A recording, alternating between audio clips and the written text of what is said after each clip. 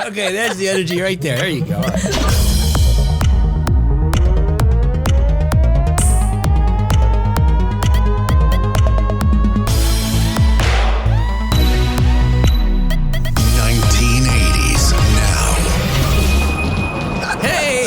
Welcome back to another episode.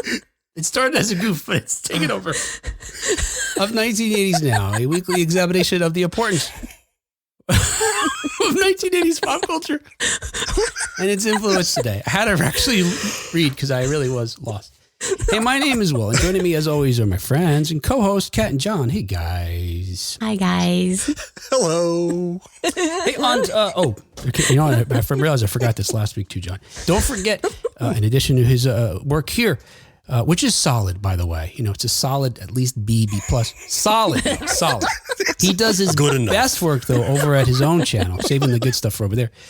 Gen X Grown Up, where he's got a podcast you could look up on all those different places. And I'm very excited about this. He has his own YouTube channel, which has been been successful for some time now. But you've got a number of products that I know you're reviewing that are available videos now that I'm interested in finding out whether I should purchase or not.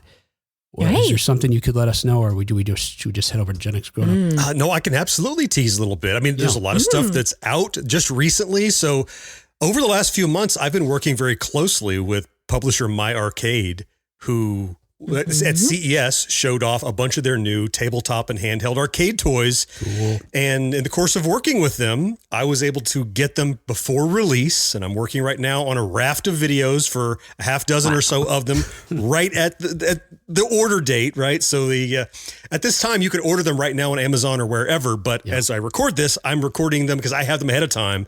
Yeah. And it's a great opportunity to review them. I mean, people already seem to enjoy my reviews, but now I have a chance to do them as the first person on the planet to have them, which is like, wow. So I'm having a lot of fun with them. There's some cool little toys. They've done some neat stuff, and I hope you enjoy it. There's some stuff that you're going to want, Will. I think so. There's some stuff you're going to want, Kat, actually. Yeah?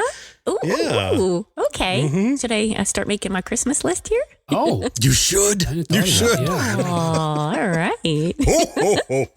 Oh, Santa John. I do remember some of the stuff that the My Arcade announced, and just from some of the images alone, I was like, I just hope this is going to be good because I want to get my hands on it. Yeah, they do have a nice way of presenting things in a way that just triggers those feels for nostalgia. Just colors and shapes. I need my feels triggered. That's great. Yeah, that's just what I need tonight. My Arcade. They'll trigger your feels. There's a marketing campaign for you. You just sold something. Yep. All right, cool. Yeah, Gen X Grown Up, that's the YouTube channel. It's also the podcast as well. Hey. Thanks for that, Will. Yeah, no, hey, I'm excited about it. Hey, it's rather later or now or in a few minutes. Hey, on today's show, we're going to be discussing the AI that was poised to kill us or not. Maybe not, in some instances in the 1980s. And we're also going to check in with experts as to what our current AI threat level is. Because, all these things were teased certainly beginning before even the 1980s. But the 1980s had a real concentration of, genocidal robots. Yes. Definitely. Well, really any sidal robots. We had robots that wanted to kill any group. Yes. Just pick a sidal. Whatever. Homicidal robots. There you go. Like world-ending patricidal, matricidal, certainly. Genocidal's right up there with and genocidal. I meant like the entire race of humans. That's their genocide. Yeah. They don't care for us that much, really. Yeah, no. And we've had some recent news stories where folks were warning us that, that type of threat is now it's imminent. 50 years ago, it was just science fiction. Now, turn Alexa off. Alexa? I didn't talk to you, Google. I wasn't talking to you. I can relate to the robots because people do suck. So I get it, why you'd want them gone. They're really, by and large, there are shining spots, but a lot of people suck. So I understand the plight of the AI. Yeah. Present company excluded. I like to think most don't. I like to think most people don't. But you get why the robots might think that, right? I mean, I get it. Yeah. Especially if they're browsing Facebook. Yeah. Especially. If they're being, we'll talk about this, but if they're being trained on what we do online, I mean, we're disgusting. Yeah, we're definitely right.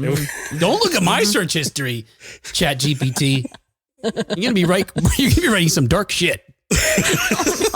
that college paper or science journal entry you're trying to... Wow. Hey, before we do any of that, though, we're going to review current news stories related to 1980s media, including the trending 1980s horror movie that never was. The Killer Klowns are finally arriving as a video game. It seems, or there's new hope, certainly. A Mattel theme park is also coming. And a small victory, maybe even a large victory, at least for now, in the battle between the humans versus the AI. And there are time codes in the notes if you'd like to skip around. And I put them mostly in there so that when GPT and other deep learning software, scans the text. Making it easier for the chat GPT. Yeah, exactly. Yeah, okay. To find Right. More easily index and find all of our foibles. Deep learning. That's good thinking. Yeah. Really enabling. Exactly. Really helping out our new overlords. I welcome them. Hey, you gotta say As that. do Kat. I. Kat, you gotta say that. Hey, let's get caught up on 1980s news. All right, hey, this week in 1980s news, as reported by Mashable, with additional reporting from 1980s now. The voice. Zapatha, I'm gonna say. Zapotha. Oh, thanks, Kat. See, that's the No 1980s problem. now additional reporting there. Zapotha, the horror movie going viral on TikTok that doesn't Pronunciation exist. guide. If you've been on TikTok in the last couple of weeks, you're probably 25 or younger, Probably. or you're struggling, Or- a struggling middle-aged person trying to get some action content-wise, Get some action and traction. Yeah. but don't have the body for OnlyFans. So you try to get something else going. Oh, there's a subset. Is there? Oh. There probably is. You could probably do anything on OnLifans and make money, right? And probably. You could, I'm sure. You could look I'm sure. anyway, Yeah. do anything. Probably. Yeah. I'm just afraid to find out, so I'm not going to try, lest I find out I have to do it the rest of my life to make money.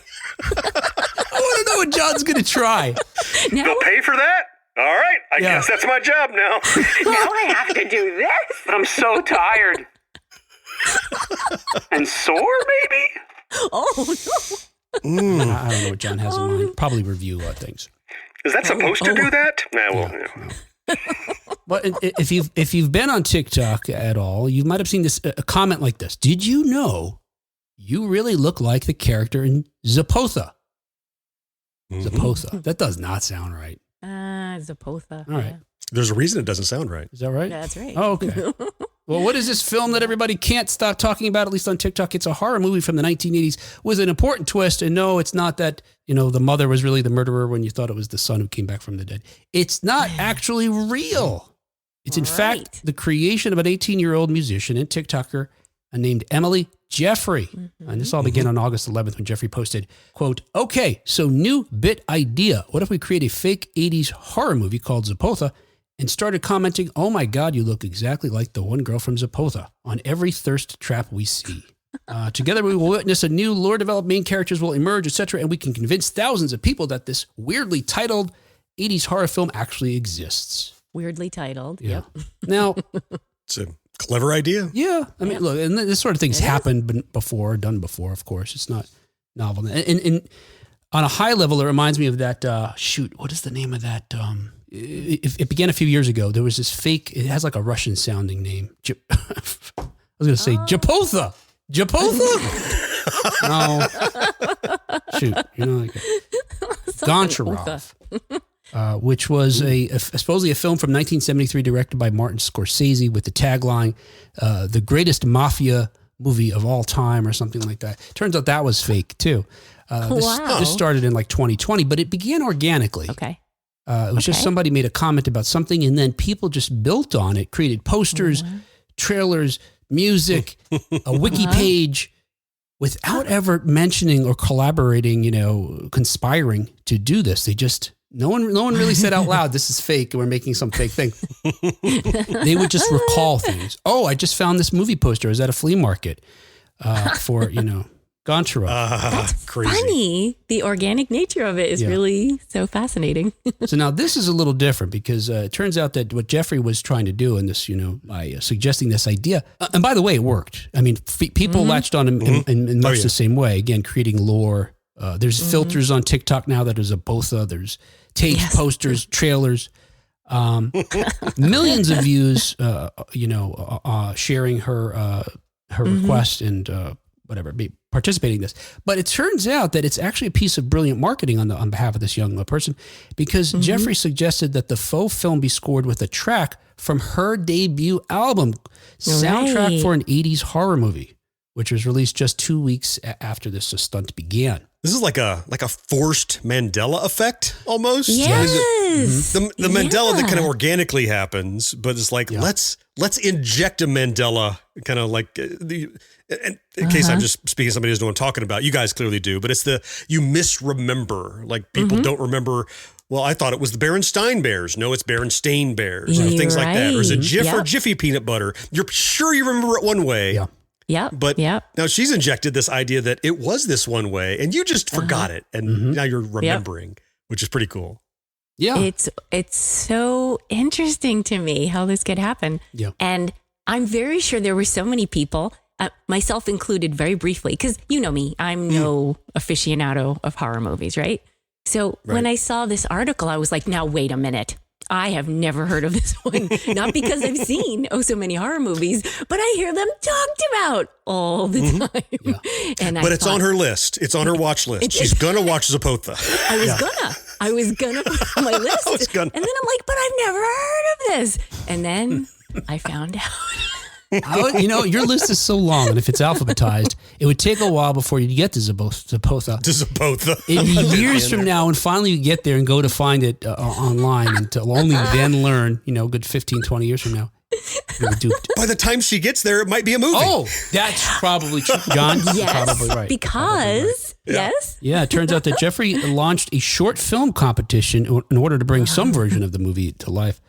If you go over to Jeffrey's Instagram, at least account, there's a link there that takes you to a place where you can find the rules and how you can enter this competition. But what they're talking about is they want you to create this trailer for what she describes as a dark retro film set in 1987. There's a bunch of other parameters there as well. If you want to enter this, deadline for submissions is October 20th, and the winner's going to get £500.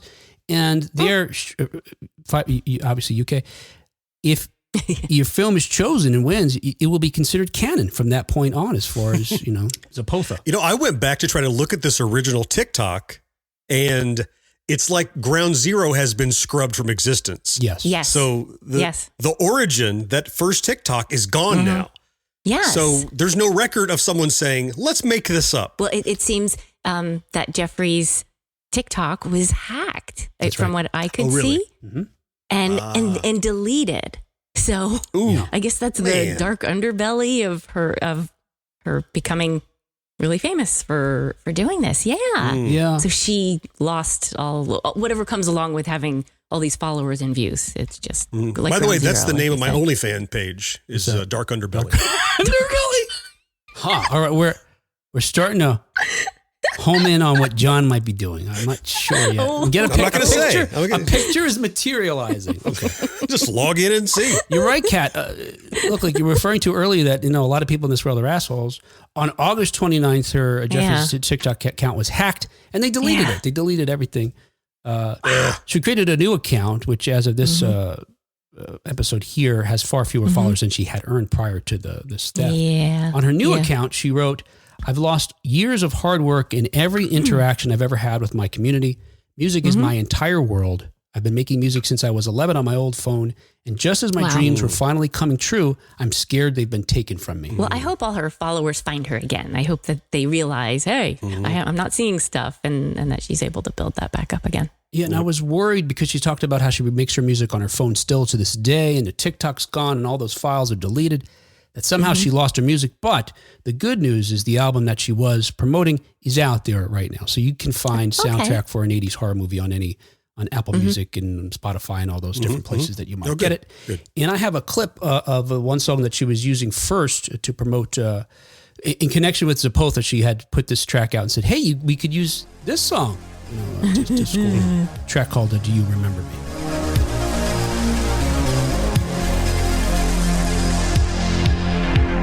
Unlock the door.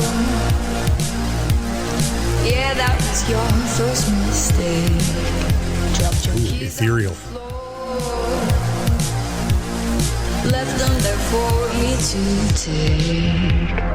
Trail behind her in my car, knows me in the rearview mirror. She drives. I dig it. Yeah. I'm not going to play it if I need to cheer myself up. Like I can hear that song playing over the ending credits of an amazing horror film. Yeah. Oh, yeah. That's how it sounds to me. Yeah. Yeah. Yep, I think horror movie themes usually don't have vocals, but I can hear this as that ending credits. Right. Yeah. Hey, another 1980s news and per Green Brand. Killer Klowns from Outer Space video game is to be published now by Ilphonic. So you may recall, I'm pretty sure we talked about this, that at Gamescom last year, it was announced that the 1988 cult horror classic film was being adapted into a video game. When the project was first announced, folks were skeptical about including me, how do you turn this movie into a game? Right? I mean, if you're familiar with the film, you've essentially got aliens that look like clowns. Oh, Kat's going to show off right now. I am. I saw this movie. Yay! Lay it on us. But it was a couple years ago, so I don't remember all the details. Well, it's been a while since I've seen it, so all the details. Standard. Now, you probably, just because it's in the very title, you remember there were killer clowns and they came from outer space. That is lodged right there. Yeah, so these aliens from another planet look like clowns and they kill people. But it was like, how are you going to turn that into a movie? Well, or a video game rather. But then they had trailers come out and it seemed really promising. And it's akin to some other games that are really popular right now that I only know because I've got an adult child. That sounds contradictory. But an adult. Adult child, right? It's my child, but it's an adult. That makes It's sense. your offspring. Who was a teen just a few years ago. So, plays these games. Yes. But there's these asymmetrical horror games where you're, and the one that I'm familiar with is Dead by Daylight, which is, and they're creepy. Yeah. People are into these spooky games, I'm telling you. But it's like this, and that's actually based on a different game. And anyway, there's very similar games. The idea is you play on a team of like 4 of you, and this is Dead by Daylight, and you're being hunted by one or two supernatural monsters. And that's right. Oftentimes they're branded from other films. So you might have Freddy as one of them, I think. So the ghost face from Scream is another one. And to balance it out, they're more powerful than you are. But you're running around this like haunted, creepy landscape that's populated with buildings and different places you can hide while these things are hunting you. It's really creepy and scary. I've played it a few times. Yeah, I know Dead by Daylight pretty well, and my daughter plays the heck out of it. They even had a Stranger Things DLC you could get, where the Demogorgon was the monster, and you were running around as characters from Stranger Things. They just map anybody onto them. Right. But the people just are people, but the monsters have all different superpowers that they can use. Like you said, they're supernatural, crazy, but yeah, super popular. And the asymmetrical part, it means it's not the same number of bad guys versus good guys or whatever I think you want to call it. Like it's one big overpowered bad guy and a collection of normal good guys. Yeah. Okay. It's exactly. At least in Dead by Daylight it is. Yeah. And in like fighting games like Fortnite, Call of Duty, the teams are equal number. Yeah. So you're right. Okay. So in this game, it actually was revealed to be a 3 versus 7 survival horror experience. The 3 being the main clowns in the film. Phew! Only 3 clowns. That's good. Not 7. No. But that's the thing. One's plenty. If you watch this video or watch and actually a new trailer just dropped in connection with this announcement I'm making. It's violent, and these clowns are just destroying people in horrific, bloody ways. Anyway, when this was announced last year, we were told it would be late 2022 when it would come out. And it was like, and I had planned to talk about it. I actually reached out to the Kyoto brothers to see if we can get them on.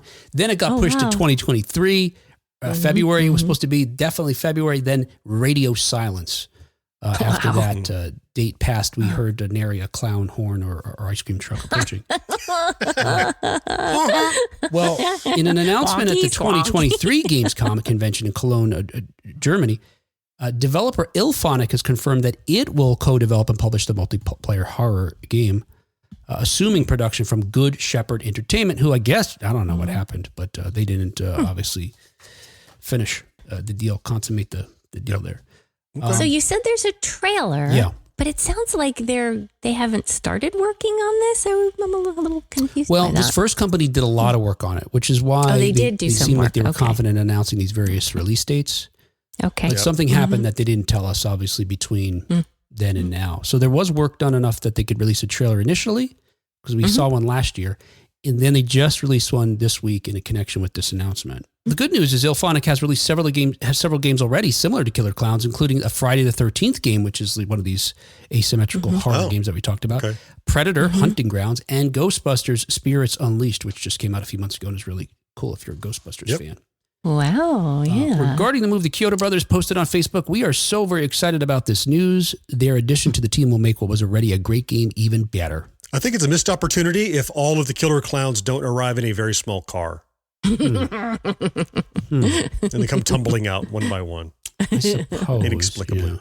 Well, there are vehicles in some of them. Dead by Daylight, that game is crazy. It's like so massive that you're being hunted by a monster cat, like Freddy's chasing you. You can jump in a car and start driving. And get on a road, and you're driving over grass, and then find another road, and finally drive. Oh, is that right? Else. I didn't know they had added vehicles to it. I guess I haven't played in a while. Holy moly. And then you get out. I just knew you were activating generators is all I knew. Yes, that too. And I think it started as an app as well. Now it's, PlayStation 5, et cetera. And it's just, massive thing. So anyway, I'm guessing there's certain goals that you have to do. You're not just trying to stay away from Freddy. Right. There's Escape. something else you have to do. Yeah. Well, you may have played this more than me, Will, but I know about it. Like you have to go around and activate these generators, and they make noise when you try to activate them that cues the monster where you are. And you activate X number of them to open the door to escape. Yeah. So if you escape, your team won. If you don't escape, the monster wins. Right. And in trying to escape, you're drawing attention to yourself. Yes. Exactly right. Your location. You're you're banging on this thing, clank, clank, clank, clank, and the monster hears you. And exactly. Yeah, and the monsters don't kill you right away. At least the one I play, what they do is they grab you and they'll hang you on a nearby meat hook. Yep. And while you're wriggling, and you dangle there, so someone could come save you and get you off of it, but maybe not. There's a time limit. You bleed out. Yeah. If you bleed out, then it's a cheerful game. I want the handheld Atari that John's going to review. That's what I want. I don't think I need any of this. That's your speed. I get it. Hey, I get that too. Look, I played it to play with my kid, but otherwise I was like, I'm not into this. I play games to be fun, not to have the shit scared out of me. Another 1980s news, as we learned from The Points Guy, Mattel Adventure Park featuring Barbie and Hot Wheels announces opening date. This is from The Points Guy. Whether it was playing with Barbie in her pink dream house, racing Hot Wheels down a track, or protecting Castle Grayskull from the evil Skeletor, generations of children have grown up with Mattel. Soon, those worlds and more will come to life at Mattel Adventure Park in Glendale, Arizona. I wish it were a little closer. The air just came completely out of cat. You what? The air just got deflated when you heard Glendale. She was all excited until she found out it was in Arizona. It was like we were pumping her up the whole time. Glendale. Or just like a balloon we let go and she went around the room. Yeah, like that. Yeah, I wish it were a little closer, a little more drivable. Because I would love to go here. I want to go to this place. Beginning in 2024, the 9-acre theme park will be open year-round at Glendale's Vi Resort. Spanning 60 acres, Vi Resort will be the largest resort in Arizona, with Mattel Adventure Park being just one of many family-friendly entertainment offerings on hand. I wasn't familiar with this resort, so I looked it up because I'm like, what do you mean it has other things? It's this enormous resort, and it looks gorgeous and amazing, like even aside from the fact that it's going to have this Mattel thing there. The coolest twist to this whole story, like Kat said, Arizona, and it's hot as hell out there. And did you say it was like 9 acres or something? Yeah. The concept is that it's all indoors and air conditioned, but rides dip out of the building and come back. And I'm like, what? Like the loading zone for a ride is inside the AC? Yep. I'm like, okay, I know it's hot in Arizona, but even Disney World doesn't do that. And that's in Florida. It's hot here too, y'all. Come on. I thought that was so funny. Yeah, the loading areas and the disembarking or whatever are in air conditioned comfort, but it's like torture for the whole ride. The ride. You're outside the whole time. What's that? Right. The next ride is called Surface of the Sun, where you're going to go outside. No, Mommy, no! They don't call them Hot Wheels for no reason. Look at that. Hot Wheels. Go Cat. People are putting their sunblock as fast as they can before the ride comes on. Honey, hurry. It's starting. They should just dump a bunch as you go through. There you go. Just a fine mist. Just a fine mist of SPF 50 at all times. Yeah. Everyone gets a souvenir wide brimmed hat Souvenir. To keep it out of their eyes. with a rope on the chin. Is it with a beard? You're rubbing your chin. With like it doesn't blow off. Yeah. It's a very long ride. Yeah. Couple days growth. Yeah, no, I thought that was interesting too about it. Yeah, that idea that you could stay, because that is the worst part of it, right? Because under any other conditions, if I was willing to ride or really anxious to ride a certain ride, I'll stand in line for 45 minutes, 90 minutes. I've done it. Yeah. But like you're pointing out, it's getting hotter every year. It's tough. It is tough. And I was at Disney last year in line to do something I really wanted to do. I've been to Disney a million times. But we had to bail. We were online for like 10 minutes. We're like, there's no, because the line was mostly outside in the sun. So you got far enough along and you're under an awning. It was like, we can't do this. It's impossible. According to Epic Resort Destinations, the team behind the build, guests will be able to experience not one, but 2 Hot Wheels themed roller coasters. But of course. Now I'm thinking, look, we talked a couple of weeks ago about the different movies that Mattel's working on. They had a Hot Wheels and a Matchbox movie planned. But in this park, they don't have Matchbox mentioned. They got 2 Hot Wheels. They're doubling down on that property. Hot Wheels Bone Shaker, the ultimate ride. And it's a family-friendly coaster that will climb to a maximum height of 84 feet. And will be the first coaster to feature the classic Hot Wheels Hot Rod Skull design. Well, that's not really a big deal to show off. Of course it is. Nobody else can be licensed to do that. What are you really saying there? These are the first Nike sneakers to feature the Nike swoosh. You're Nike. Whatever, you know. What a coincidental that is. That's the name of my other OnlyFans page. Bone Shaker, the ultimate ride. The ultimate. Okay, I wasn't going to say it, but pretty much the whole ride description that Will just read, I was like, oh my God, this is not family friendly. Now I'm curious because I didn't catch what Kat, I didn't catch any of what you guys just said. But now Kat said the whole description, family friendly, climbs to a maximum height of 84 feet. Oh, Kat's got expectations. And will feature the Hot Rod Skull design. All right. Oh. Hey, also though, the Hot Wheels Twin Mill Racer, let's see if this one gets you going, Kat. The Hot Wheels Twin Mill Racer will take guests through a double loop and 2 corkscrews. Oh. And it's for Who thrill doesn't love a mill? Yeah. John's getting ideas for his next OnlyFans. Yeah. I think those are John features on his OnlyFans. 2 corkscrews. Many other iconic Mattel brands will be represented throughout the park. There'll be an entire land themed to Thomas and Friends. All right, I skipped that. Other attractions will include a life-size Barbie beach house with a rooftop bar and restaurant. All right, that seems cool. I'm interested in that. Wow. Okay. A mini golf course inspired by classic Mattel games like Magic 8 Ball and Pictionary.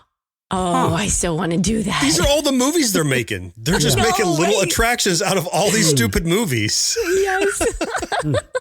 I'd rather go to this place than watch the movies, probably. Rather see the attraction. Maybe it's just a giant one. Like a group of you have to shake it and then flip it over. I'm really curious about this. Like, just like the movies. Like, look at this one. An Uno-themed climbing structure. What kind of mashup is that? Is it like, do you wear a harness and does it have the, rock wall climbing? Are you grabbing onto cards? Vibe? Maybe. And then skip. Reverse. Oh, yeah, maybe. I don't know. Climb back down kind of thing? No, they're hanging weights on your back. Draw 4. All right, here comes 4 5-pound bags. Oh, son of a bitch. It's good. Reverse, and you have to go back down the wall. With the Magic 8 Ball mini golf, I imagined that everyone's golf ball was a Magic 8 Ball. Yeah. and you sort of had to look at it and predict, maybe not. All signs point Kat, how do you to know a hole which, in one. How do you know which ball is yours, Kat? If they're all Magic 8 balls. They'll have colors. There'll be different colors. Oh, okay. There's going to be something on there too. You really thought this through. I'm proud of you. Oh, thanks. There's also going to be a Masters of the Universe themed laser tag arena. Again, wait. I want to do that. I'll do it for sure, Kat. We're going to go. That. But okay, let's go. He-Man and laser tag, I guess some of their... Did they have lasers? I think they did have some laser-based weapons. Oh, yeah, there's lasers. All their little vehicles had lasers. Oh, yeah, Man-at-Arms had his buggy that shot lasers. Yeah, that's what I was picturing. Yeah. But does it even have to be that He-Man had lasers. It's more, isn't it more the land, right? Like Castle Grayskull is a thing to hide behind and jump out of. Right? Like it's more about the physical space, I guess, that He-Man lived in. And look, this the Points guy points out that this park is part of a trend toward family-friendly parks with a smaller footprint. So it's not going to be nearly the size of a Disney or Universal. Right. He refers to it as a micro park, something that you can get done in just a day and be done. But maybe my ambitions are too big. But when you talk about Master of the Universe laser tag, that's cool. But like, I guess I'm thinking like, again, maybe this is more like Universal or Disney, where you have a escape from Castle Grayskull, or something like that. I have to say, I was also a little disappointed when I read it was a micro park, because it's like, okay, so I'm supposed to like fly out there and then be able to do everything in a day, fly back home, and then fly but there's all the other stuff at this big resort, right? You can go to you can go in the giant lake. Lake. Yeah. I could watch a concert. Ooh. Yeah. I'm not so interested. There's probably a Hershey's store to go to. There's one of those at every resort. You can go to there and get chocolate. There's other crap to do. Yeah. There is you're right. There's like an outdoor mall there. There's several restaurants there. Yeah, it's all that kind of stuff. It does seem like a cool place to go. So yeah, once that park opens, it could be a cool long weekend or something like that. Yeah. Hey, and finally, in 1980s news, as reported by the Hollywood Reporter, AI created art isn't copyrightable. Gotcha. This is the thing that we keep, So we're going to talk in a moment about the movies from the 1980s that had us shaking in our boots, or not, with regard to AI, because some of the films are not terrifying robots. But AI is a fear now. We're going to talk about that too. But most recently, it's in the news because we hear that the studios are threatening writers and directors and actors with AI, using some form of AI to replace them. The good news is that on August 18th, a federal judge upheld a finding from the U.S. Copyright Office that a piece of art created by AI is not open to protection. The ruling was delivered in an order turning down Stephen Thaler's bid,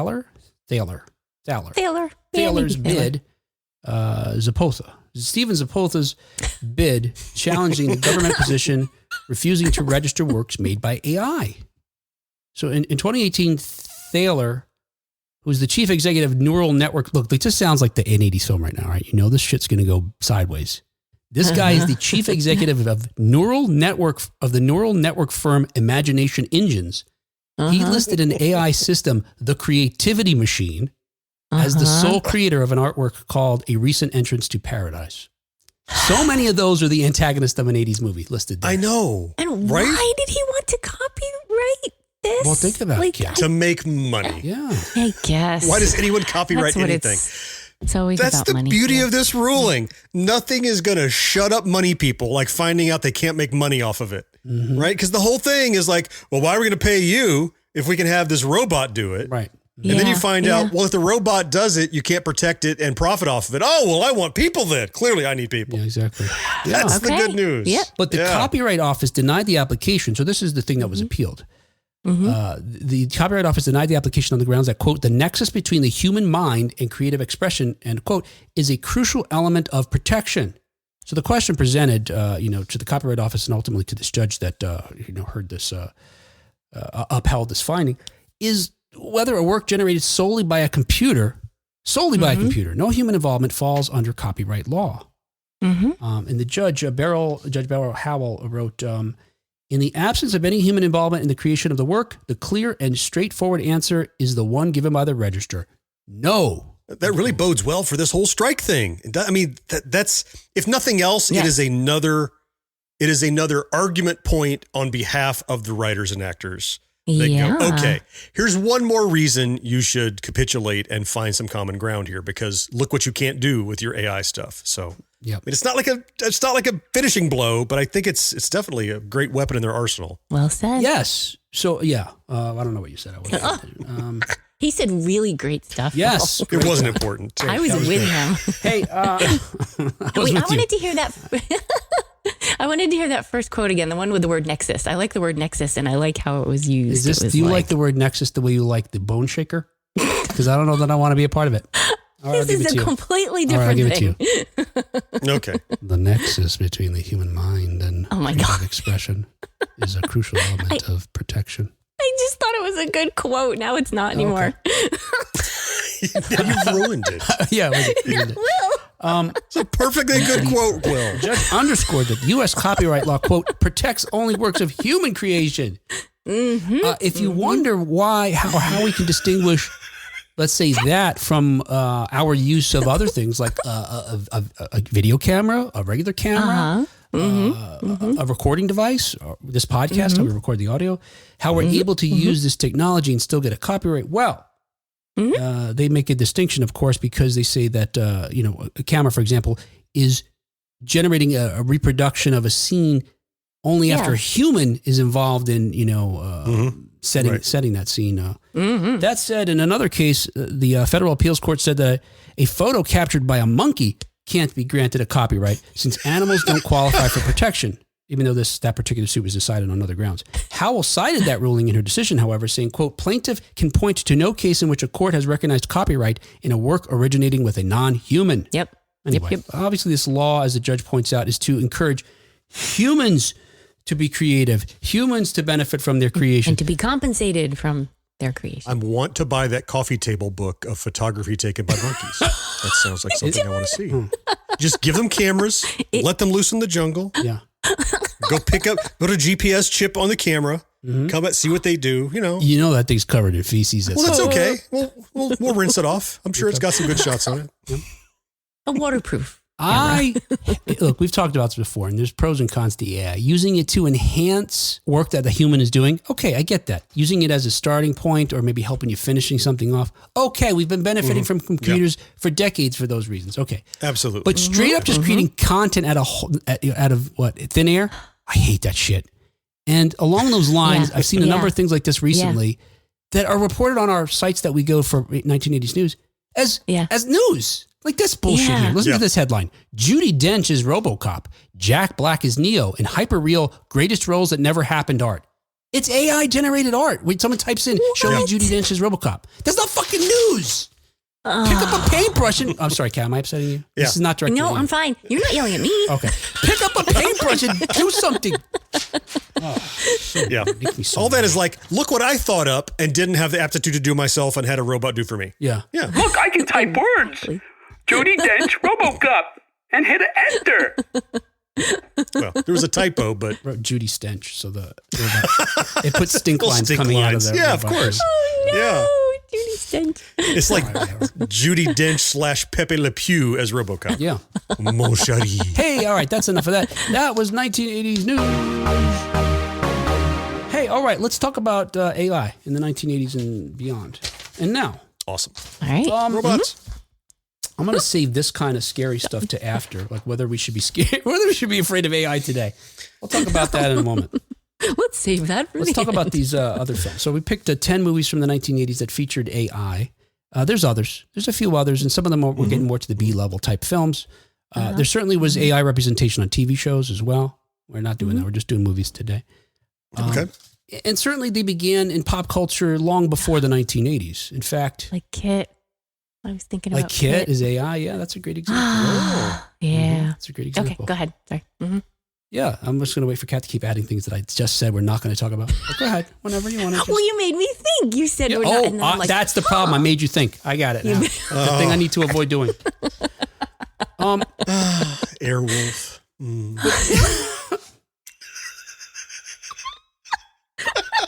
People. Why do I endure this? I'm going to do host as a chat GTP next week. oh, But yeah, so robots have been represented in pop culture for long before the 1980s. In fact, if you think about Metropolis, of course, you know, the Fritz Lang film that gave us that female robot that ultimately was used as an inspiration for C-3PO years later, as far as the look of it. That was in 1927. There was a play in 1920, and I only know this because of my older kid who was fascinated by automatons and androids, etc. a few years ago. A play called RUR from 1920, which stood for Rossum's Universal Robots. That's where we get the term robot. It was actually coined by that that playwright's brother, and he borrowed it. Okay. But that play itself is about a person who creates robots that look like humans, and ultimately, they're responsible for the downfall of humanity. It happens. It happens. It does. The downfall of humanity. Yeah. The downfall of humanity. It happens. What are your earliest recollections of something akin to AI or AI in film? I've got some ones that predate the 1980s that I wanted to mention. I could probably be reminded of something, but just coming up with it on my own, it's Star Wars. Okay, yeah, that's a good one. Sure. I know you said we're not doing television, we're doing film, but I think of all the robots in my favorite shows, like Buck Rogers had Tweaky and Dr. Theopolis, which were actually a robot who carried around another robot who were both smarter than everybody else, kind of thing. Right. Oh my gosh, though that would be earlier, right? That would have been my earlier one. Like that I 79-ish. Definitely the late 80s. I think it was that? post Star Wars. In fact, we probably had Buck Rogers because of the success of Star Wars, would be my guess. Oh, okay. All right. So timeline wise, okay. Oh, the series, the television series. Yes, of course. Yeah, right. Yes, of course, Buck Rogers, George Lucas cribbed stuff from Buck Rogers, right? Yeah, the thoughts that come to me are the scary ones, including Westworld, which I remember seeing as a kid, which was an early 70s film. Okay. Ultimately had Yul Brynner hunting down humans in this theme park that went wild. Written by Michael Crichton, who ultimately wrote to Jurassic Park as well. Right. In fact, he might have directed it too. I don't recall. I'm not positive. But but the one that scared me the most was Demon Seed, which to this day I have images just seared in my brain. It was one of those horror movies that came on on TV, on a drive-in movie thing or something like that, about artificial intelligence that ran a person's house that ultimately becomes sentient and wants to reproduce.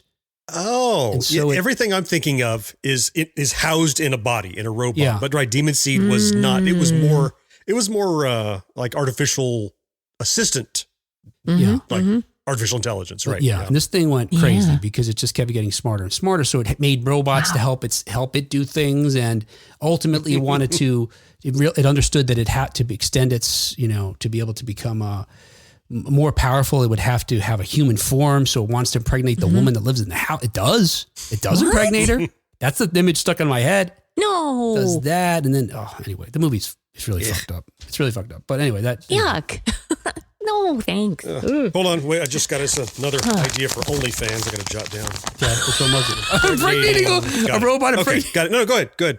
I got it. I just don't want to lose that. That was a gem right there. So he's got you can't let those slip by. Dark underbelly. Bone shaker. Yeah, I agree with you, Kat, too, though. I mean, certainly the ones that most beloved and most folks probably of our generation recall are C-3PO and R2-D2 from the Star Wars films. Yep.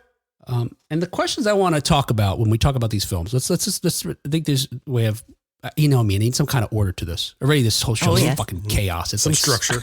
I would say it's spaghetti thrown at a wall, but we don't have any walls in this place either. Spaghetti's just throwing around. Airborne spaghetti. That's all it is.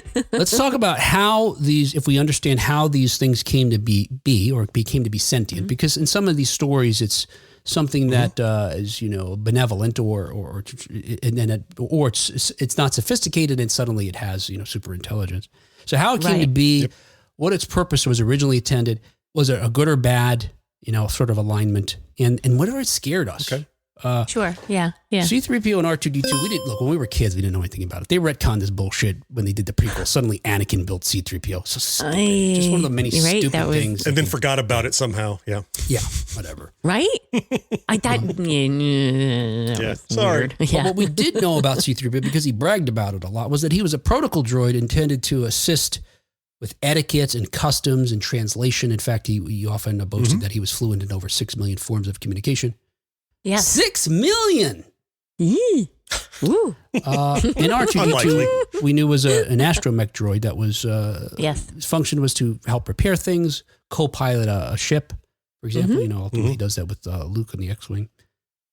He's my favorite. He could communicate with other computers and that sort of thing. R2 is almost a piece of equipment. I mean, he's an intelligent piece of equipment, but whereas 3PO is like he's like a self-actualized entity. R2-D2 is kind of I would argue 3PO is the sidekick, but that's irrelevant. The point is that R2, like he's used mechanically, they plug him into the X-Wing to fly around, right? So he becomes like AI assist to computers as well to help fly ships, like you said. So he was actually more versatile almost. I don't know if he knew 6 million forms of communication, but He was definitely, I think, more practical and more useful, but nobody plugged him in, John. He plugged himself in. I just gotta point that John, out. consent. Learn about it. oh my goodness. Sorry. Mr. OnlyFans. Bleep means Dark. bleep. Beep up. Dark underbelly. All right, whatever. They didn't scare us. All right, let's move on to the next one here. Blade Runner. Is that the beginning of the ride? Or the beginning of your OnlyFans? Both. Yes, both. My pick. Licensed it. Hey, I thought this ride would be going to get sprayed with sunblock before it took off. This feels like lube. Close. Very close. Oh, no. I was going a different direction. No. I didn't go anywhere. You put that in your own head. Stop. You are guilty for what you imagined I meant. I didn't know. All right, Blade Runner, 1982. I don't need to point out who directed these films and what they were about, right? I mean, maybe to some extent. Star Wars, everybody knows. Blade Runner, we've talked about many times, obviously, from Ridley Scott.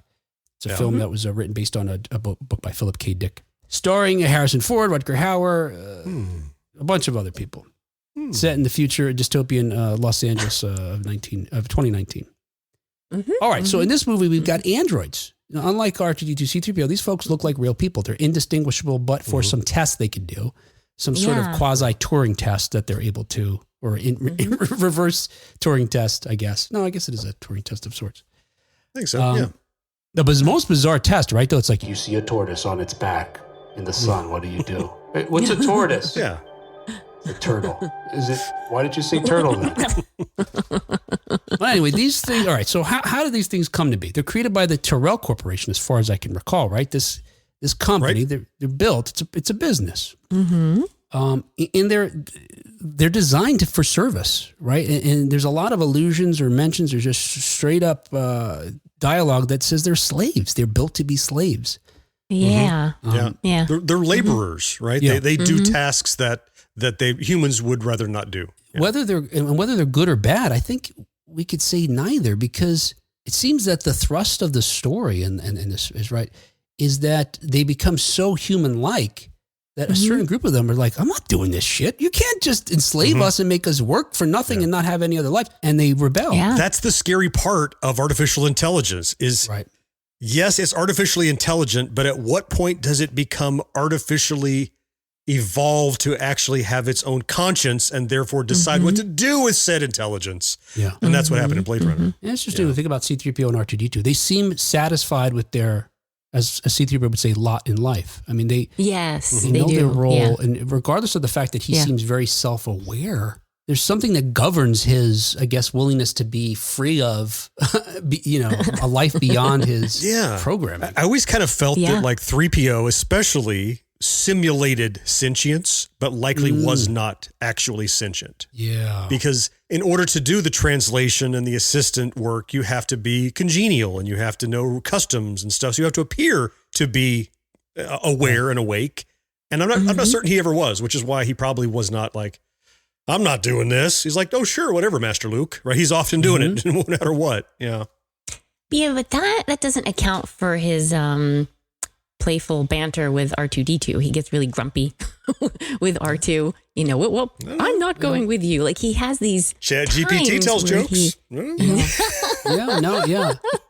I think John's on to something. He can get a little ornery, a little and frustrated. Yeah, but we'll talk about ChatGPT, like John's pointing out, because of deep learning, it just observes patterns. So if he observed under this circumstance, a human would get upset and pissed off, he could be programmed to do that too. Let's try to do that. So I appear more human. Yeah. Maybe only with another droid. Maybe that's allowed. Well, yeah. It's okay to do that with droids.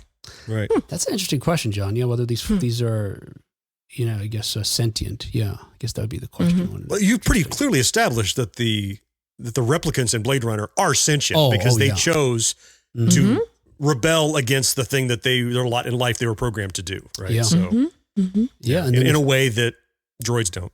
Yeah, and then the further motivation of these characters, as you guys know in the film, is to extend their life. They know they have a short life. It's like 7 years or something. Yeah. And they want to live longer. They want to be alive. So this interest in self-preservation that is, I want to say it's specific to humans, but it's specific to biological beings in the very least. Yeah. They have. Yeah. And it's a strong drive. Yeah. That goes right to Asimov's 3 rules of robotics, really. Okay. When it comes down to it. When you could start violating those, you probably read Asimov, iRobot and stuff like that, right? You know what I'm talking about? I know one is not to kill humans or hurt humans. I don't remember that. Right. It's effectively that I haven't memorized them, but whatever they are, like one of them is that you must do what a human says. And then the next is you must protect humans at all costs. And the third is that, no, it's the other way around. But with the last one is do what humans say, but not if it violates the previous 2 laws, which are not to do harm, not to allow humans to come to harm through your inaction. And the third is you must do what humans say unless it violates one of the other 2. Right. And so Asimov thought those up, and everybody uses them in all kinds of science fiction all the time. And they're starting to become applicable because right now AI does what we tell it to without a consideration as to whether or not it's causing any harm. Right. Yeah. Yeah. They just skipped the laws of robotics entirely. They didn't listen to Asimov. Right. Yes. Yes. And look, let's get through these films. And that's something that came across multiple times.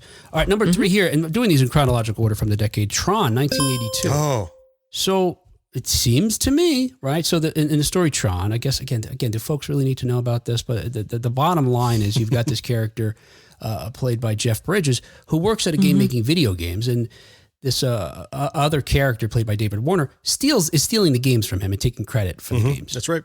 So Jeff Bridges' character's out, and now he wants to try to prove that these games were stolen from him. Meanwhile, this character, David Warner's character, the program that he uses for these nefarious ends has grown beyond what he intended. And now it's going out and hacking government computers and taking personnel files for, Oppo research against employees. It's doing all kinds of crazy shit it wasn't programmed to do. Didn't they say in the film that the MCP started out as banking software and then gradually became more aware and more capable? I think I remember that. I think you're right. Yeah. And it got a little smarter and a little smarter until, aware. And so finally, when Jeff Bridges goes to the office, he's been fired or he quit. He goes back to the company where the MCP exists and this David Warner character is and his friends still work to try to get this, again, this file that will show that his ideas were stolen. MCP uses a laser to scan him and get him into the computer world. So again, looking at these things, how Dillinger, like I mentioned, Dillinger's the character David Warner plays. He created it, but it's what we'll learn is referred to today would be called super intelligent, that it has the ability to learn on its own. It doesn't need to do deep learning anymore like ChatGPT. It's got enough. Now it just starts figuring stuff out on its own, making its own deductions and so on and so forth. Originally, it was created, like John said, something benign. Is it bad, good or bad? It's bad by the end. Oh, it's definitely bad. Well, it's terminating programs, but beyond that, it wants to terminate programs, people that are filling the role of programs. It's willing to murder. Yeah. Yeah, right. I mean, it's got a human scanned in there, which again, we didn't even question the ability to do that, but somehow the physical form is pulled into the computer and is digital then, and his body is gone and whatever. It's like a transporter. You materialize and dematerialize. Yeah. It just instead of rematerializing, they're left in the computer. I bought it because I bought Star Trek. Oh, there you go. Well, when I saw this when I was, 10 or 11 in the movie theater, whenever it came out in 82, I guess I'd been 11. Beaming. I was scared. of this. And maybe not specifically being scanned and put into a video game, but the idea that this computer could trap you somehow. And maybe it's because I had already seen Demon Seed a few years earlier. Or maybe a few months earlier on TV. I mean, it came out in the late 70s. Oh, and the MCP has that big, stretched out, human-y, deformed face that you wouldn't want impregnating you. No, certainly. I see where the Demon Seed comes into play. Oh. Yes.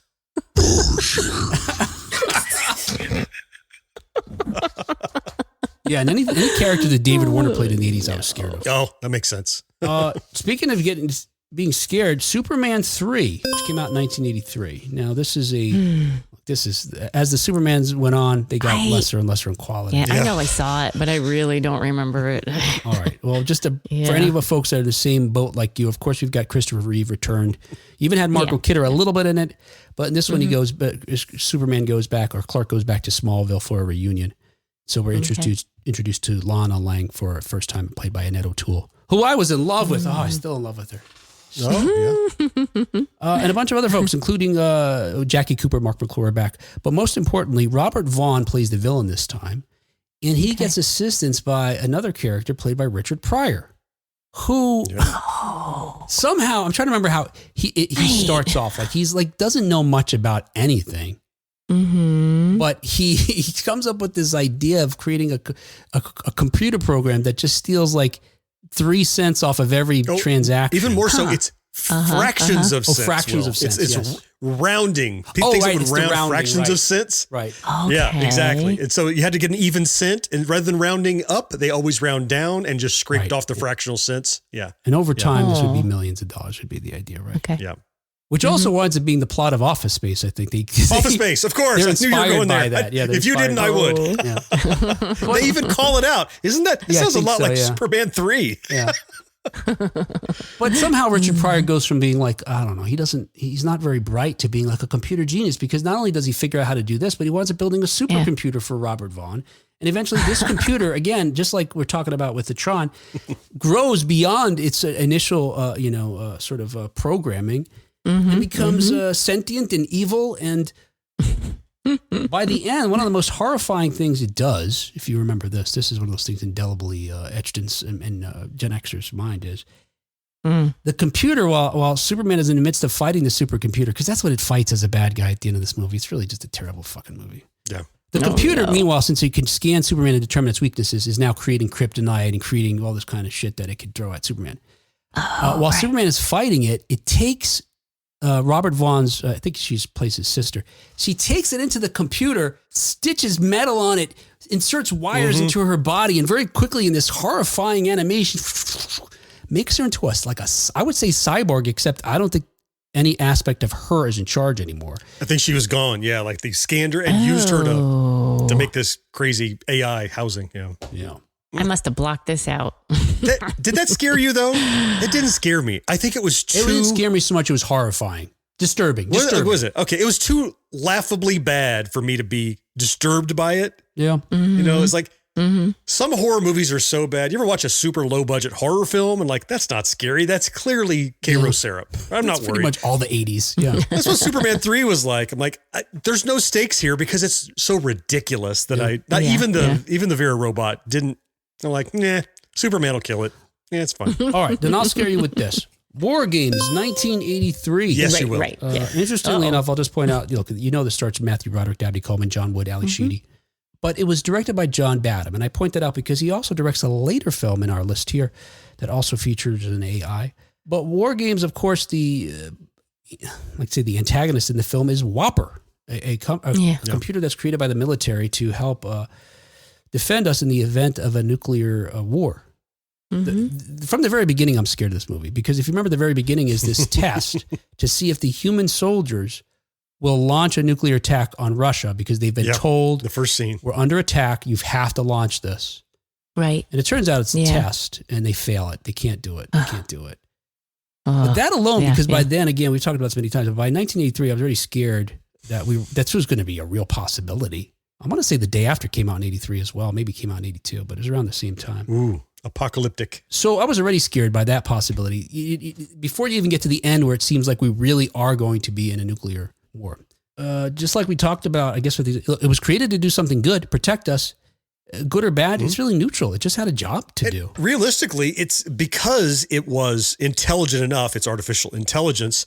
Yeah. It both created the problem and in a way solved the problem for us too by determining there was no way to win, therefore not play, right? So you could say Whopper was so hyper intelligent that he actually fixed his own problem. We had to nudge him in the right direction. Right. But he was also the one that saved the day, you know? Right. Matthew Broderick had to nudge him in that tic-tac-toe direction. Exactly. Right. But you're right. But it is like we talk about with these other AIs that have to do deep learning. It just hadn't had the right exposure to, the patterns necessary to learn that. And to your point, I think it had no real motives and it probably was not sentient either. So it was neither good nor evil. It was doing exactly as it was programmed to. Yeah. But it was thinking beyond its programming, certainly. But I don't think it was aware that it was an entity necessarily. It just, it's like a dumb that's computer, true. but Yeah, a you're smart right. dumb computer. It wasn't doing it out of self-preservation or something like that. Right. Just as an interesting side note, because I think it's really cool. So John Wood, who plays a Falcon, the professor who, I guess I didn't mention this. So we talk about how Whopper was created, just like we're talking about the other ones. It was created by Dr. Falcon, who was a AI specialist who created this computer. John Wood also does the voice of Whopper. And what they did is they had him say the words for the sentence out of order. So as a human, we would add natural inflection if we were to say the words in order. So they had him say them backwards. He would read the script backwards. And then they added some effects to make him, have that particularly sort of modulated sort of computery voice. Yeah. Got a nice game of chess. This is about as polar opposite as you could get from the replicants, like in Blade Runner. It's You're not being fooled if a giant room of a computer shows up. Hey, we got to do the test of this guy. You see a tortoise flipped over on its back in the sun. What is a tortoise? It's like a turtle. Why didn't you say turtles? Yeah, you're not going to be fooled by a Cray computer or whatever. Not that anybody could be fooled. That's not what I meant. I just meant, it's like there's no attempt at it being anything really human-like. It just, like you said, it had a job. Right, yeah. It had a job. Yeah. All right, speaking about an attempt to be human-like, let's talk about the Terminator from 1984. Again, you folks know what this film is. Of course, starring Arnold Schwarzenegger, Linda Hamilton, Michael Biehn, directed and written by James Cameron, of course, who recently warned us about AI today. He's like, I made a movie about this shit. Stop with the ChatGPT already. Yes. how did the Terminator come to be? Because he's a AI. He's a robot. Yeah. Yeah. Cyberdyne created Skynet, right? And then Skynet creates the Terminators. That's what I recall, which then that's correct. Yeah. are killing humans in the present day, but also they, create this ability to time travel and send a Terminator back to affect its history in the present time. Well, it uses that time travel as a tool to improve its position in the war, which is why it went back in time to go and I need to kill this person before he becomes the one who is turning the wages of the war for the humans. Let's just get rid of him when he's a kid. Which is a cool idea. I love that idea. What is a great idea. He exists. I love that idea of going back and killing kids. It's a super idea. Well, it assumes a certain type of time travel that assumes that you can't affect the present by going to the past, as opposed to the version of time travel where if I go to the past, I'm just creating a new fork that doesn't affect my own reality. So that's closed loop time travel? Yes. I'm trying to remember what that's called, but it's really not, it's not valid. From what I remember. Look, he exists, at least as far as we can tell. And this raises a question for me, John, like you were saying about whether these things are really truly sentient or not. It seems like he exists for one purpose, is to kill, to assassinate. Now, ultimately in the franchise, he becomes more human over time. So maybe that speaks more to its ability to either its intelligence level or its programming, and maybe not necessarily that it's sentient. I wonder if one of the aspects of being sentient is self-preservation, because he doesn't seem he cares about if he's going to die so much as he gets the mission done. I don't think you're absolutely right about the evolution of the Terminator, specifically the one T-800 that we follow throughout the franchise. I would say played by Schwarzenegger. They're all played by Schwarzenegger. They all look like him. But my point is that serial number that came back in the initial film, he does learn. He learns from people. He learns from his environment, and he turns the tide. He decides he doesn't like his programming, and he decides he wants to protect rather than kill. Was he scary? Oh, yeah. Yeah. Hell yeah. Especially the first one. Are you kidding? The first one, yeah. Yeah. Definitely scary in the first one. Yep. Oh, yeah. He's essentially like Michael Myers or Jason. He's just this nearly faceless killer, emotionless. Persistent. Yep. Unstoppable. Yeah. I almost said a mindless killer, which is a contradiction of what we're talking about, which is artificial intelligence. Yes. Right? But he certainly can think, he has intelligence, but his motives are not his own. His motives are his programming in a way that Whopper is also. He has no motives of his own other than to complete the task at whatever cost until, again, he learns later and changes. But so in a way, he's kind of mindless AI who's carrying out a task. I would argue he's sentient later. Well, skip forward to the most recent one. He's living a life, and having a wife and a family or whatever. It's just Carl's Draperies. Yeah, it's just great. That movie was pretty good, but that was a cool take. I like that part of it anyway. Oh, all right, here's a film that I'm guessing you probably haven't seen because I don't remember. I mean, I shouldn't say that. I remember it. I've seen it, but I'm going to tell you most of what I can tell you is because I just read it recently on the internet. Electric Dreams from 1984. Never heard. This stars Lenny Von Dolan, who I hope I'm saying his name right. Unfortunately, he passed away not too long ago, but if you see his face, you'd recognize him in a moment. Very attractive looking gentleman who has, just got a very specific look. And I associate it with that film and other things since where he's just easily identifiable because he's very distinguished looking gentleman. But anyway, it stars him and a young Virginia Madsen. And they are a part of a love triangle that includes a computer. That's voiced by Bud Cort. I don't know if I've seen the movie, but I can remember the box cover at my local Blockbuster. Okay, yep. That's like a neon outline of a PC on this black background. I think that's right. Yeah. And okay. I think in some versions it has the human couple kissing or going to kiss over that. Right. Yeah. Something like kind that. of behind or over. Right. Yeah. Yep. I think so. Yeah. Yeah. How the computer comes to be is, so this character, I don't remember what he does, but he needs a home computer for what he does. So he gets a computer and then he winds up buying a bunch of accessories and peripherals for the computer that he doesn't need, but he just keeps enhancing it. And again, it's still just a computer until one day, because he's hooked up all this stuff to it, it starts smoking and overheating. And to cool it down or put out a potential fire, he dumps champagne on it. And now, from this moment forward... I have seen this. Oh, no. From this moment forward, this computer now is self-aware. It's sentient. I don't know. Because of champagne? It's the bubbly. It's magic. And the computer... so the main character here, Miles, that I was mentioning, he falls in love with Virginia Madsen's character, Madeline. And so does the computer. So it's this love triangle where the computer's trying to thwart the efforts of the man to court the woman.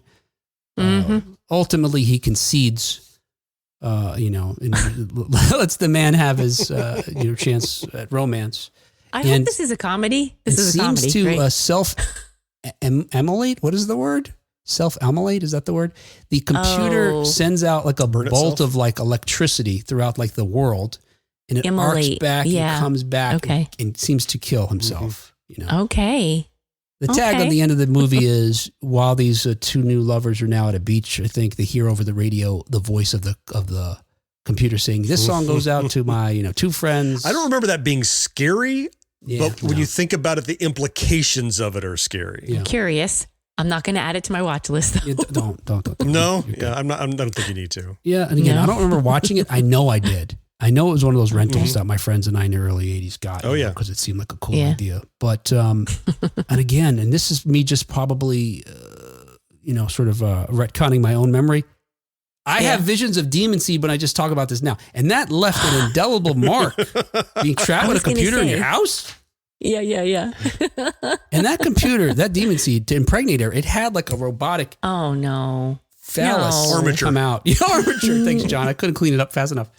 Armature. I was just a second too late. We were both loading. Speaking of computers, this is disturbing. All right, let's. All right, here we go. Please accept deposits. Oh, the ATM? Again, I'm not responsible for what you put in your head. I just say what I say. Deposit, accepting your interpretation a deposit. That sounds like an ATM. I cleaned it up. I made it money. Let's say bank, it was. Bank telling That's machine. fine. Whatever. All right. Do you guys remember the movie Daryl from 1985? Yes, it's an acronym with dots in it, right? It's a kid. As most acronyms do. And some people call those periods, or I don't know. Yeah. I mean, in the cover art, it was D period, A period. Yes, that's exactly right. See? Yes. It stood for Data Analyzing Robot Youth Life Form. It's about an AI that's built to look like a 10-year-old boy. And it does. And it's built by the military for military purposes, but ultimately its creator has second thoughts about it and frees Daryl. And he doesn't, Daryl, as he's escaping, et cetera, and so on and so forth, does not remember his origins or his history. And somehow through some chain of events is ultimately adopted by two humans who are raising him then as his own son. Of course, the government comes looking for him at some point, and hilarity ensues. Why is anyone designing a 10-year-old boy for the military? I don't remember. No, I didn't look into it enough. But I know it says the experiment was intended to produce a super soldier. Okay. Maybe they thought he would come out more done. It's like when you open the microwave too soon. He wasn't finished yet. He not fully rised. Yeah, no, shit. Needed another minute. Well, you gotta wait till there's 2 seconds between the pops, and then you take him out. Look, he's just a kid now. Well, it's not crazy because if you're gonna make a killer robot, not that Daryl was a killer robot, but if you're gonna make something that could potentially be dangerous, make it something that an enemy would hesitate to destroy.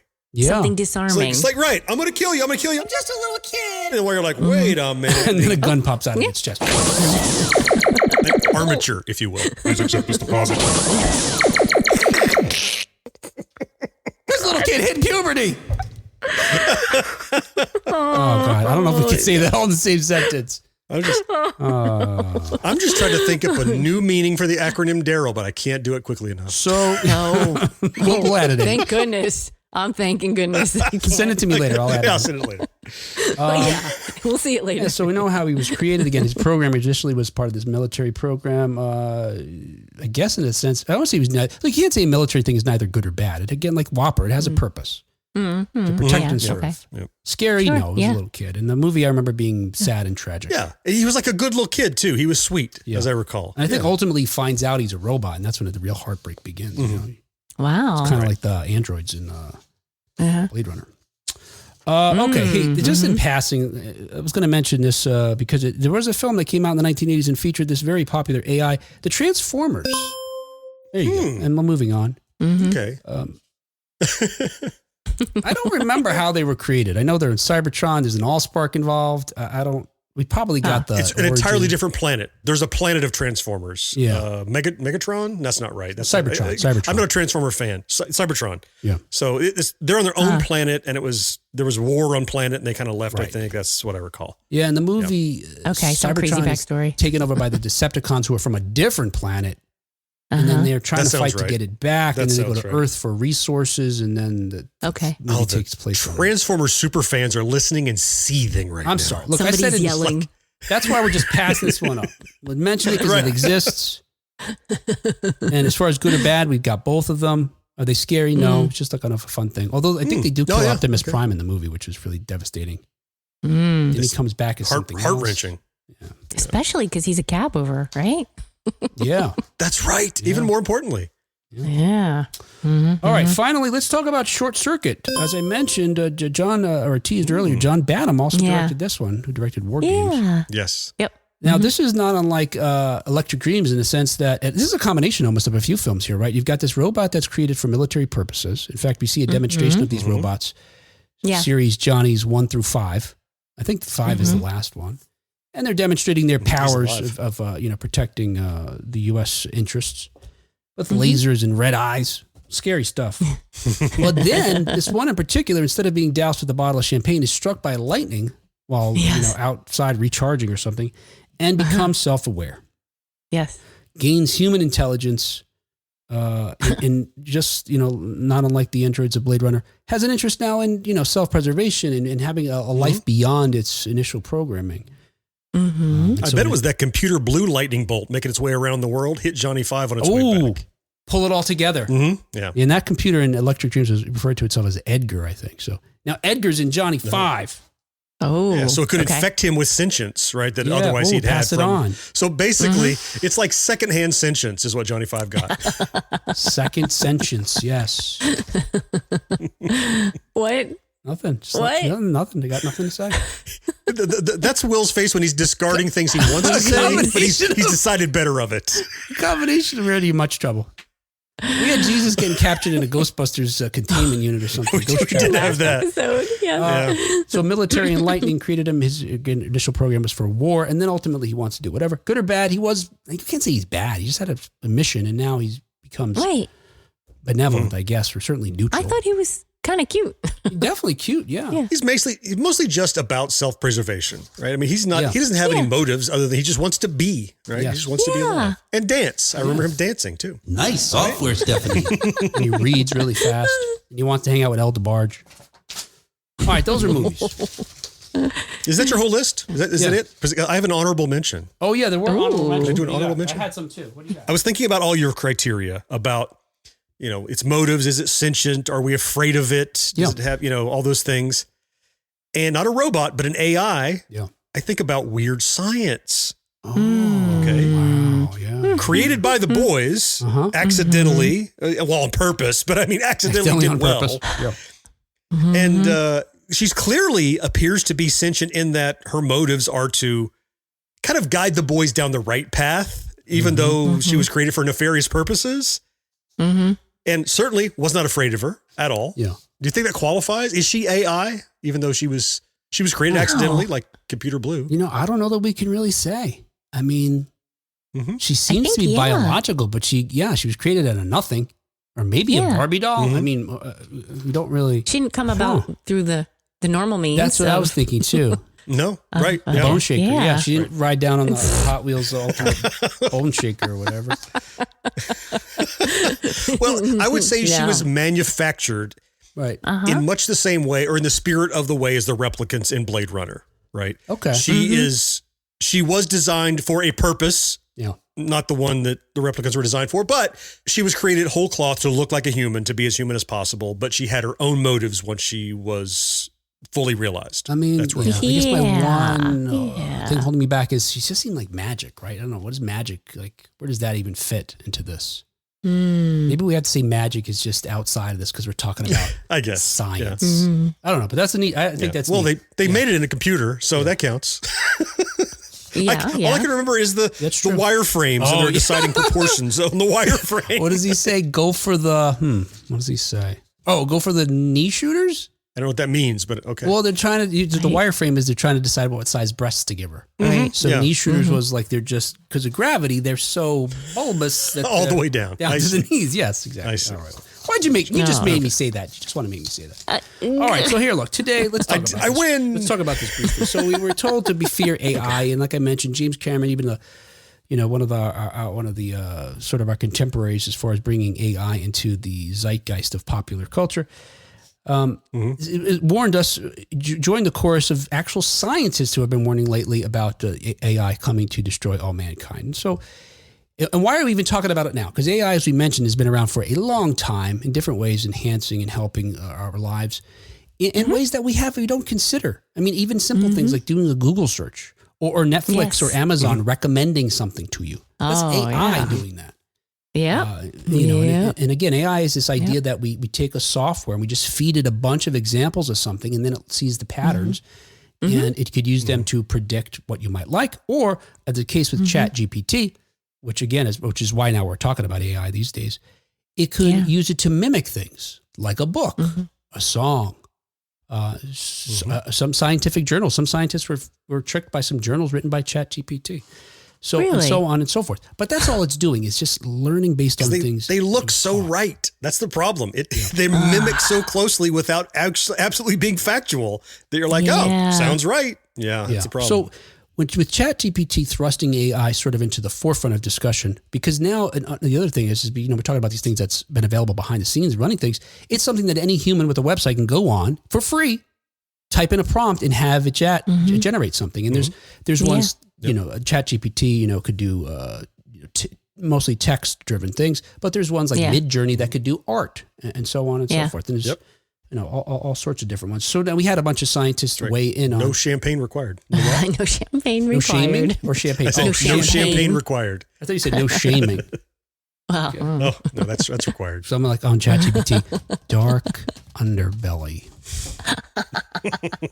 Here's a link. I want to see what that looks like. Oh, link comes up. But part of the fears that folks have been raising are more practical and some horrifying. And I'll tell you why we don't have to necessarily worry about those. But the practical ones are just folks warning that maybe we got to slow down. In particular, because in just a practical small sense, we could have AI putting millions of people out of work, including Goldman Sachs claim that some 300 million people could be, including designers, writers, video producers, and so on and so forth, could be affected by the use of AI. But so you range from that to a more maybe pressing concern where folks like a Swedish philosopher named Nick Bostrom pose that we may just have unintended, I think John alluded to this, unintended consequences that could hurt mankind if we don't have the right constraints, like Asimov's rules. He posed, this philosopher posed a famous thought experiment in which an AI created to maximize paperclip production destroys the world by converting all resources to paperclips. Oh my. Oh. If it doesn't have that. And I've read some folks saying, well, sure, then we'll say a thing that says, don't do it if it hurts humans. Okay, so then it destroys all plants in order to accomplish something, not realizing or not understanding the chain of events that leads to. They're talking about how AI might realize, it needs certain power to continue to get better and better. So it starts drawing power from different things. Nuclear power plants, now they're overheating. It causes oceans to boil, and then we're out of water, and so on and so forth. Right. Yep. Anyway, it's the unintended consequences, it turns out, that we need to fear the most, because we can plan for the Whopper situation where we can put a kill switch in a computer and say, don't launch nuclear weapons. Or we can even plan for the 300 million job loss, in a sense, by certain legislation, et cetera, to limit what AI is allowed to do to preserve jobs for humans. But if we can't predict, because even the computer can't predict, all these sort of chain of events, that's when dangers arise. Yeah. That's effectively the plot of the Star Trek episode, The Changeling, where we'd sent out this probe.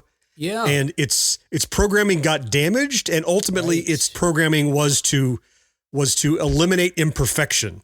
Right. And when it came back and met us again, it's like, well, these humans are super imperfect. I want to destroy them all. Yeah. Right. So what happened is its artificial intelligence got tarnished, corrupted, if you will, by a collision that it had.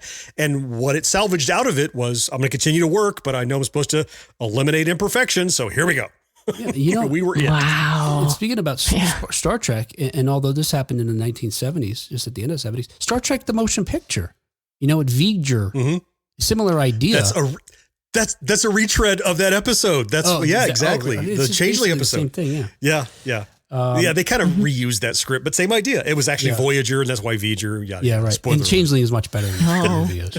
Changeling episode is much better. Yeah. Oh, by far. But it turns out, so these are some of the practical threats or that we should be concerned about with regard to AI. But it turns out the real thing we need to care about, because they say AI is not going to be just like, I realize that humans are the real cause of problems, kill all humans. That's not going to happen with AI. It's going to be these unpredictable kinds of, collateral damage. What we need to worry about is something that's actually AGI, which stands for Artificial General Intelligence, which is what we refer to when we're talking about these films as super intelligence, which is something that has an intelligence that's similar to or surpassing humans in the sense that it doesn't need this deep learning anymore. It could just reason and adapt just as we do. We've got enough experience. I could take it from here. Well, the bad news is OpenAI CEO Sam Altman teased the possibility of super intelligent AGI that could go on to change the world or perhaps backfire and end humanity. Could go either way. And go either way. Flip a coin. The good news, according to CNN from earlier this year, said that for the moment, AGI remains purely hypothetical. So don't worry too much about it. Yeah, that's the good news, is that computers can't really still think for themselves. They need us to plug them in, program them, back them up, because they're not resilient. They couldn't take over until they learn to manage themselves with that general intelligence. That's scary. Now, I thought it was going to be adjusted gross income and just they get all the money, but that's not what you meant. So. This is going to rob us blind. Hey, that was our show. Shut it down. Shut it down, Kat. Just like Whopper. I just fed you guys with a bunch of tic-tac-toe. I want you to just now realize this podcast was futile and worthless, and you got to shut it down. Our show is brought to you every week without the use of AI or AGI. Thanks in part to our early adopters like Rick Parker and Karen Flieger. Shoot. Yep. Nice. We need some AI to be on top of that. Yeah. AI could predict that you were done with that list. And thank you especially to our secret of our success level Patreon supporters like John Henderson, Brandon Greer, Brad Bowman. Go, Brad. Waiting for the ding. There we go. Marcus Taylor. I trained Cat after 2 names. Oh, buddy. Tony Great. Deep learning.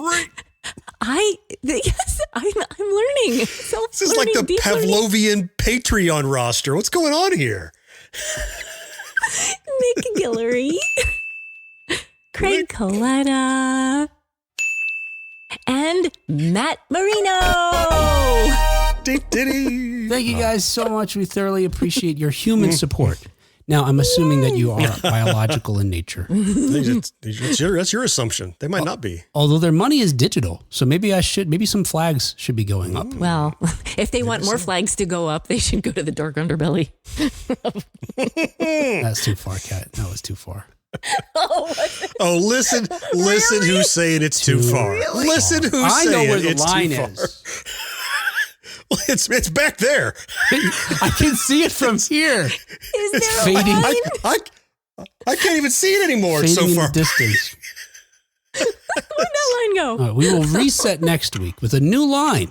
We talk to you again next time on 1980s Now. Until that time. End of line.